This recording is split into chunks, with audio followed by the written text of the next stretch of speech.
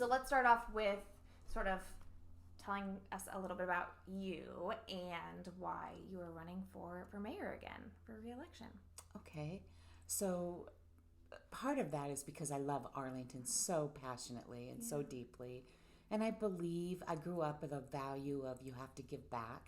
You know, particularly if you're blessed, the more you're blessed, the more you have to give back to other people.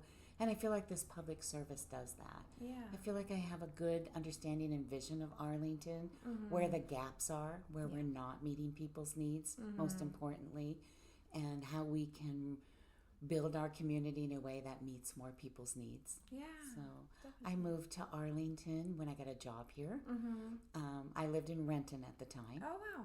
So it was a long commute. Yeah, you know? seriously. And my job was out at the airport. And as I got to know more of the community, my parents had moved here Oh, okay. because they started an aviation business on the airport when my dad retired. Oh, nice. Yeah, he designed an aircraft. And so Wow. him and 4 of his friends, and they were building those aircraft and selling them to people.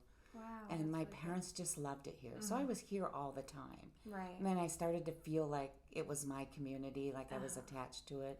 Right. And so it just made sense to find some housing in Arlington and stop the terrible commute. Oh my gosh, the I could soul-sucking not commute. imagine that. That is long. It's long. Traffic wasn't like it is today, Right. but it was still just a long drive at the end of the Yeah, day. And I definitely. work long hours. Anybody who knows me knows I work Right. long hours. Yes. So Yeah. And so how long ago was that? that was in Making you do the math. I know, I'm trying to do the math now. That was about 35 years ago. Oh my gosh. Okay. Yeah. So yeah, you've like experienced a lot of, or witnessing a lot of really important change in Arlington. Yeah, Sort of and the in evolution. our whole region, really. Yes. I mean, very true. everything has changed, right? Yeah. So. So much. Somebody posted on Facebook recently. It was a video driving down 531.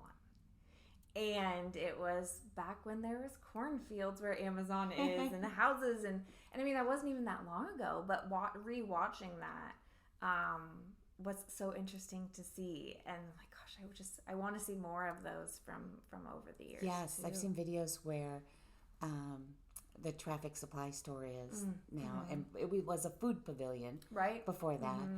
But before that, it was a baseball field, an informal baseball field. Oh my gosh. Congressman Rick Larson played, Oh. sandlot ball there. Cute. I love those kind of stories. Those are so awesome. I love that so much. So what is your sort of most favorite part of Arlington? Oh gosh, I think all of Arlington has its charm. Right. And one thing that I was very aware of the first time I ran for office is that there are distinct identities to different parts of Arlington. Yeah. And the airport is sort of right in the middle of our city, and it kind of bifurcates us. Yes. So, downtown, who doesn't love our Right. downtown? It's got everything that people who don't have a downtown core in their city, every mayor I meet who envies our downtown greatly. Right. Because the cost of building something like that is astronomical. Yes. And a lot of it means waiting for redevelopment when buildings are ready for redevelopment. So we're so fortunate to have that civic core, Right. that place where we can keep our entrepreneurial spirit, right? Because people can start businesses. Yeah. Like look at Hammond Bakery, right? Right. We love seeing Hammond Bakery or Moe's, those young entrepreneurs, Stilly Diner, Sherry, Yeah. coming into our community and finding their own. Right. It's so cool to It watch. is very cool. I love to watch that. Yes. And I think you mentioned the different distinct sort of like personalities of each area. A lot of people have asked questions around how are we going to make sure, that the industrial sort of like growth doesn't impact that small town feel. And I think it speaks to that sort of separation. Understanding the characteristics. And I would say we all understand the characteristics. And we listen to citizens. We hear that when in the middle of the really red hot real estate market in just before COVID, 2018, 19. I mean, everybody sneezed and it was for sale and developers were coming and looking. I started to think about downtown and the age of the buildings and a lot of the non-local business owners. And it's like, wow, in this red hot market, we don't know if property is going to start to change hands.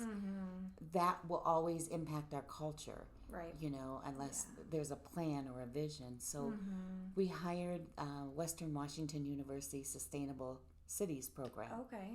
And the students came down with their professors, Right. and we did, it was a year-long public engagement process. And we had really great meetings where we all kind of envisioned, we had maps and we moved things around. Right. And this was about understanding how the people who lived here and worked here felt about the culture of downtown. Wow. If we're forced to see changes, what changes are acceptable? And our job then was to take that information and write codes and design standards that would protect the uses that we all saw. Yeah. And we did that. So those 2 new buildings we've seen come into downtown, Right. again, red hot real estate market, we knew properties were going to sell, but they're both designed exactly to what came out of that community group's vision of downtown. Yeah, and I remember one of the city council meetings that I attended.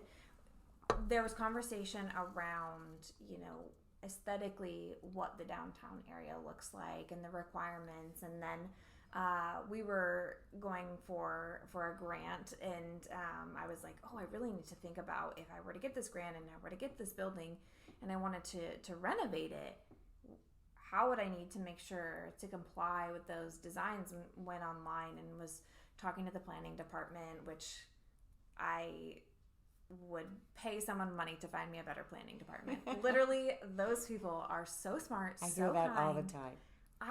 It's wonderful. We love to talk to them. But one of the things that I found online, which was very easy to find, was the design requirements and where it comes from and why. It's a nod to the history. It is. Yes. And it's so important. It really is important. And so not anything can be built downtown. You'll never see a drive-through restaurant, 1 through 4th Avenue, 1st to 4th Avenue, because it's a walkable community. We honor that. Right. Yeah, and then definitely. we were so fortunate that Snohomish County and the Trail Coalition had the foresight to run the Centennial Trail right through the middle of our town. So perfect. It's perfect. Right. Yeah. Yeah, I love that so much, and I think that it really speaks to a lot of the sort of feedback that I've been getting from community members and business members of, how are we going to keep this small town charm, and what are we going to do to make sure that this culture stays as we inevitably grow. And I think those are some key pieces. I know those are key pieces. Yeah. The other part, really, we all hold as residents of this town. We hold it in our heart. How we feel, how we engage, how we support and help our businesses and our institutions. Right. That's all part of that small town feel. That neighbor to neighbor, we're going to help out, we're going to lend a hand. So while the way we build the city will be reflective of that, it's how we feel in our hearts as people. Do we still go downtown and engage for the Christmas tree lighting or the wonderful farmers market that happens? Right. That is so true. And I think my perspective is that we tend to put a lot of the ownership, I guess from my mental health perspective, as a social worker, I'm always thinking, like, how do we take responsibility for our own actions and thoughts and parts of things, and where is our own accountability in it? Because it's really easy to place accountability on someone else rather than identifying kind of what our part is in it.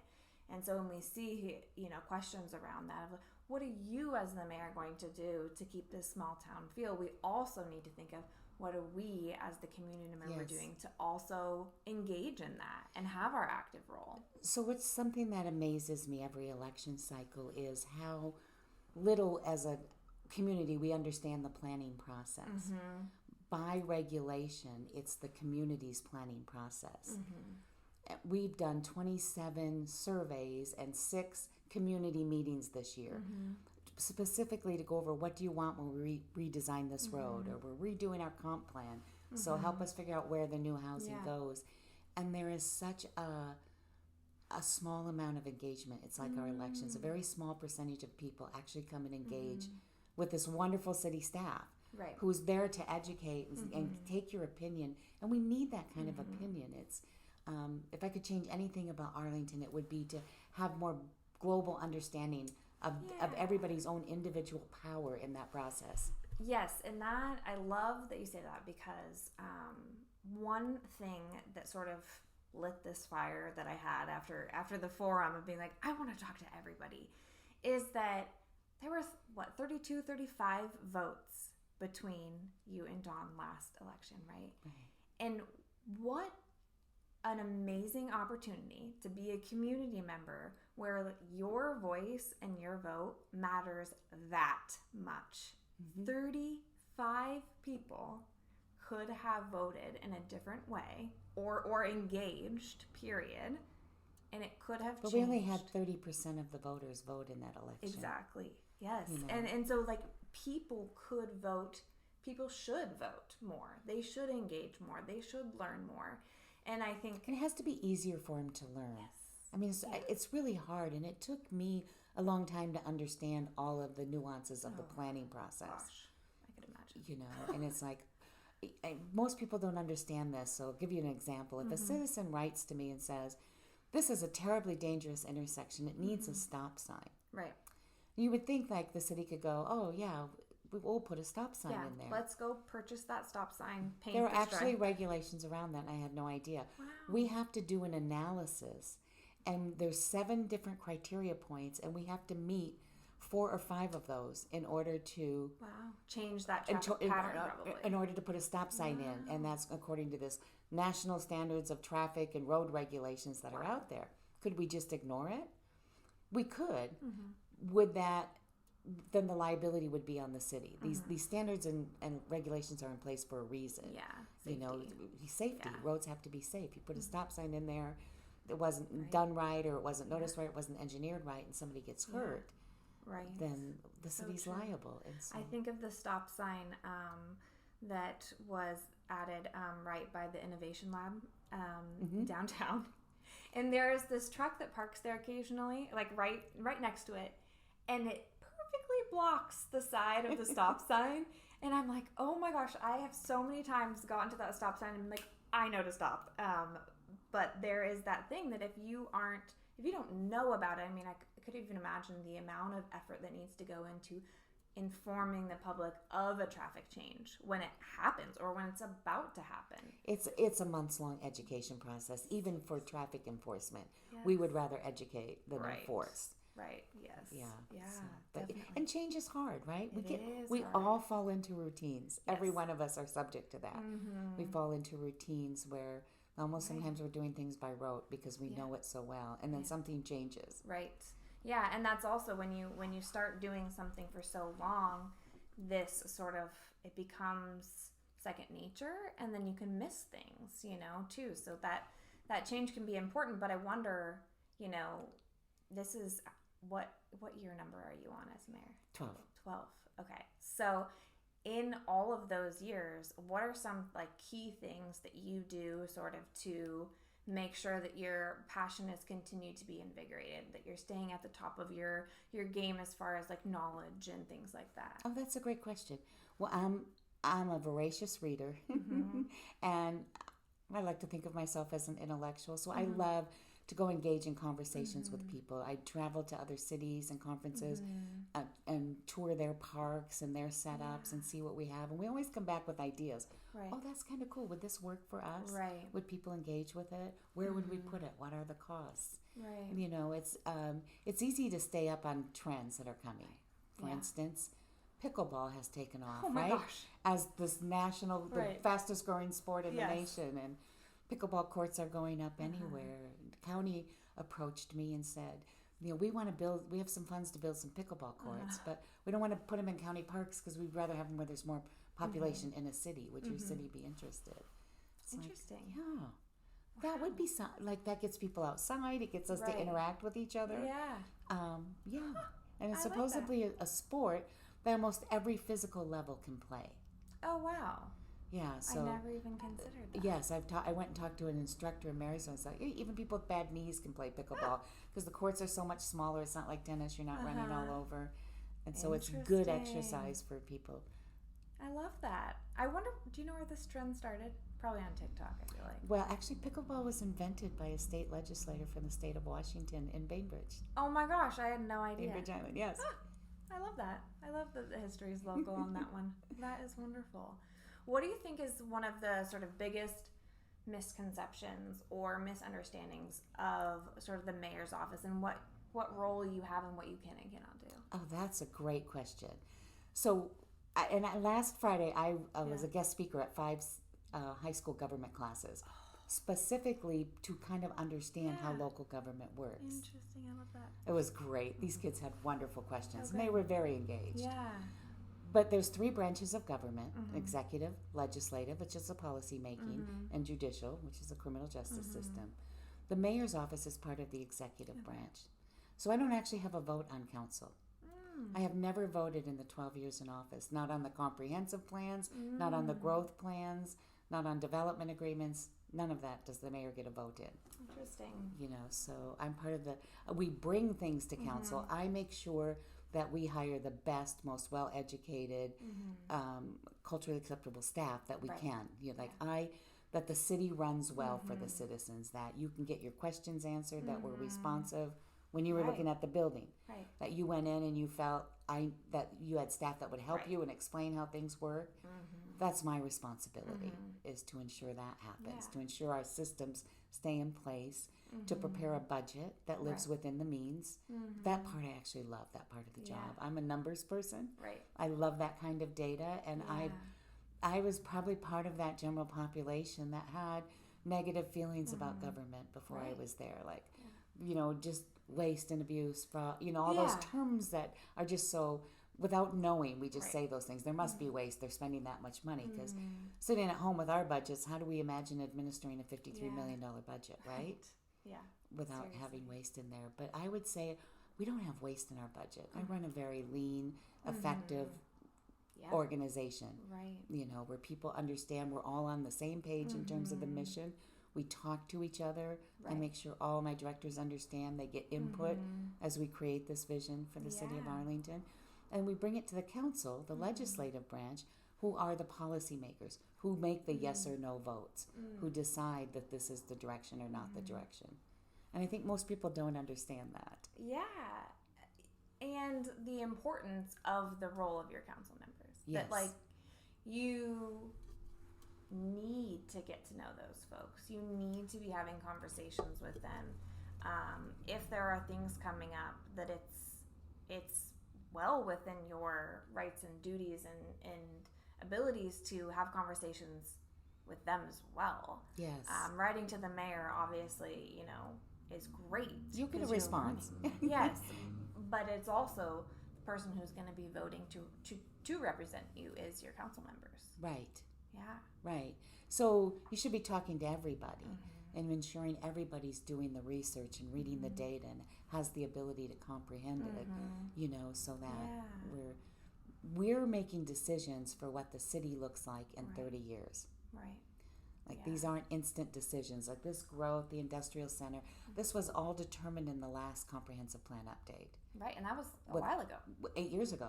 With full public engagement for the amount of public that showed up to be engaged. And I mean, we've actually 8 years ago too. We've actually done work to try to help that engagement too. We've added some tools, and those are my job. I've added some tools to the city. So the surveys that you see going out, the Friday e-news is easy. You get news about the city right at your desk or right at home.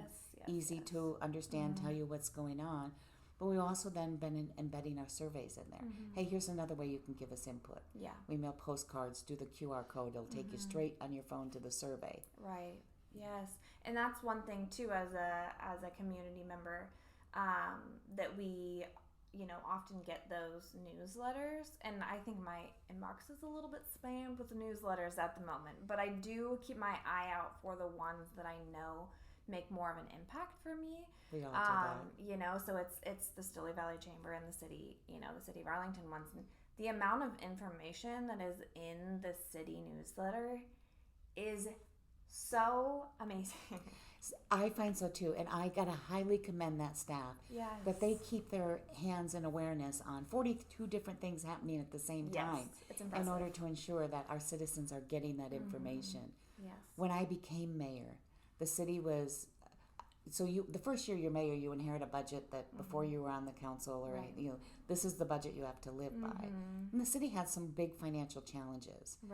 And so examining that budget, I saw all the communications had been cut out of it.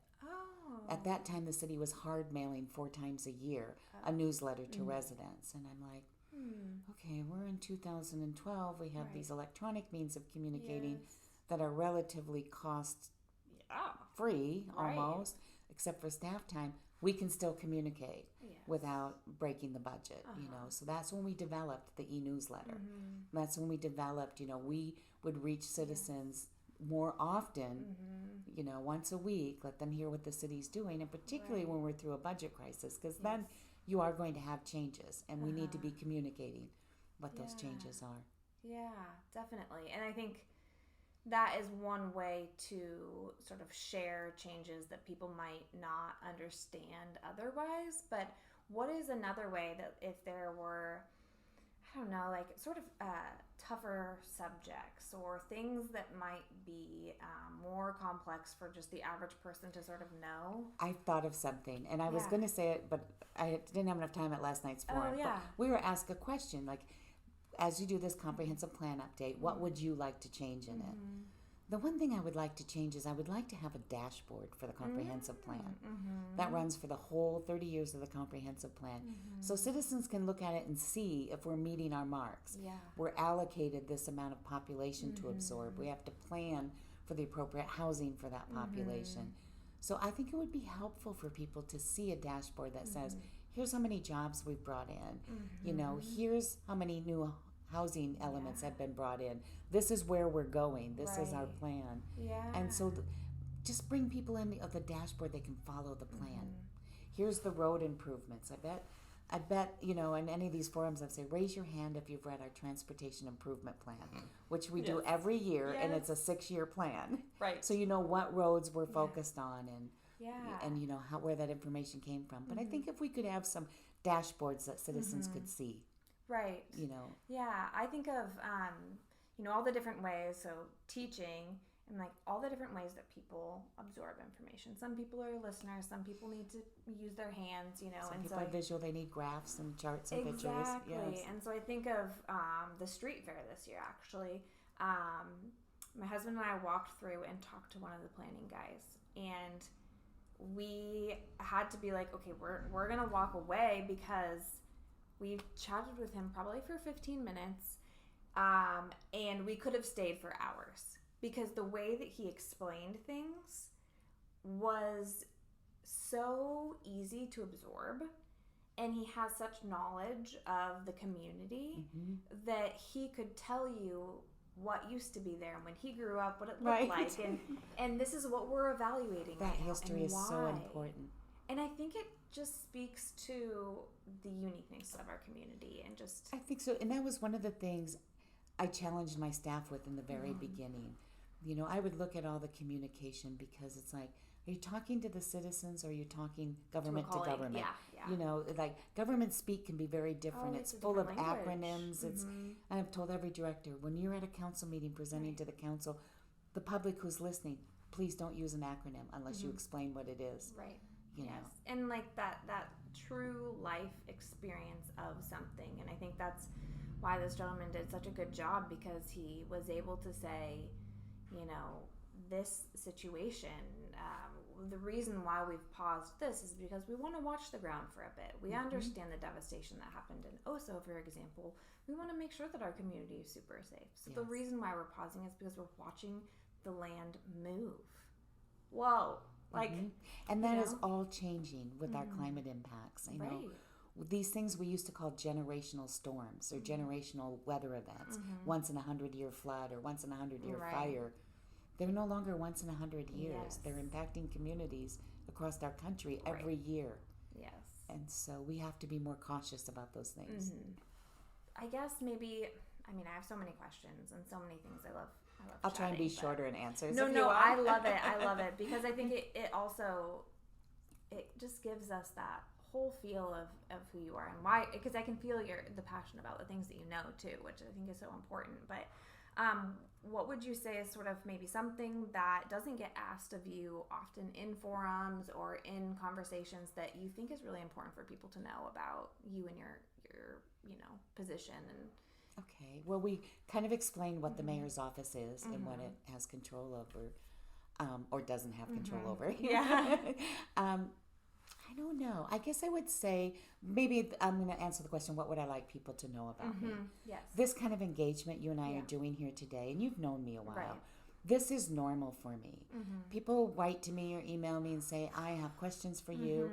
I'll book a coffee with you. Right. I'll give you my time. Right. You know, and sit down and listen to you and hear what you have to say. Right. That's the part I love about this community, is that kind of on the ground work.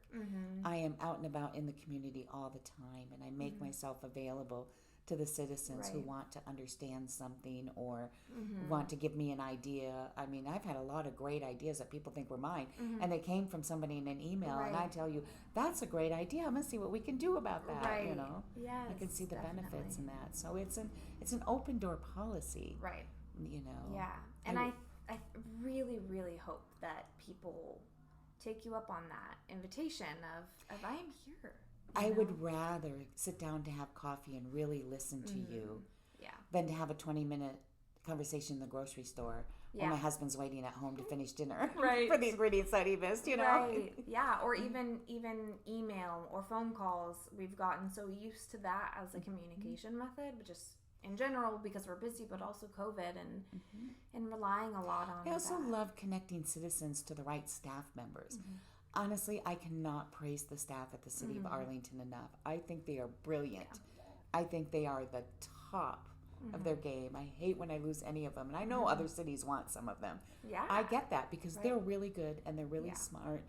And they love this city too. And so I love connecting people who have an issue or a problem to the staff member. Like, I'm going to give you the quickest path to resolve your issue. Right. And the person maybe who knows the most, or they're really going to connect with you on that or whatnot. So I think that's awesome. Yeah. Well, great. Yeah. Anything else you want to share? I don't know. Okay. I mean, I love this community. I have deep respect for the people who want to raise their families here. I want my grandkids to live here. I don't want them to move away. I want them to be able to find a job. I want them to be able to purchase a home should prices ever come down. Right. You know, and I would say we need to stay together as a community because some of the challenges for all cities across the country on the horizon, they're big, they're huge, they're monumental. Right. No one city is going to solve a fentanyl crisis or a mental health crisis or a housing shortage and a housing price crisis, right? Yeah. No one city. We're all going to have to work together to do that. And I would say that's probably one of my key strengths is developing partnerships. Yeah. Understanding, finding those expert resources in the community that can help us move forward on this area, like mental health or the embedded social worker. Right. You know. Yeah, and I would have to say just your wealth of sort of networking, like connections in many different places, but also, you know, within government, of like higher government, and even when it's important. Yeah, it's we very traveled important. to DC, and I'm like, hey, who do I talk to? Where do I go? And you were able to connect with people in DC. Like, that's huge and really was impactful. Actually, I have a student who you had connected me with someone there, and one of the students that traveled with us, she was actually just awarded a fellowship with the Department of Justice. Oh, that's terrific. Right. Good for her. Yes. So those those connections on that level are imperative to our community, because she's going to be able to go and do big, important work and come back. They are. And so you have to be able to go to these places you're not familiar. You know, me the first time in D.C., talk to the legislators who are in our district, have them respect me and think, oh, she's knowledgeable. I need to listen to her about Arlington's needs. That is hugely important. And a big part of the mayor's job is, I feel, going out and bringing these resources back to Arlington. I was looking at my property tax statement this morning. Don't ask me why, because we're doing some budget stuff and I wanted to see what impacts were. And I noticed that the largest percentage of my property taxes go to the state of Washington. So I feel it's my job to be in Olympia every year advocating for our taxpayer money to come back and benefit our community. And when we don't accept those grants here, then some other community benefits off the money we're paying. I want to always see Arlington benefit. To me, Arlington, I always put first. Yeah. And so I think that's important. It is so important. I love that. Yeah. Great. Well, thank you so much. Thank you. Yes. Thank you for the time and the conversation. Yeah, definitely. And we wish you the best of luck. So. Thank you. I hope to earn people's vote on November 7th. Definitely. Finish the work that we've been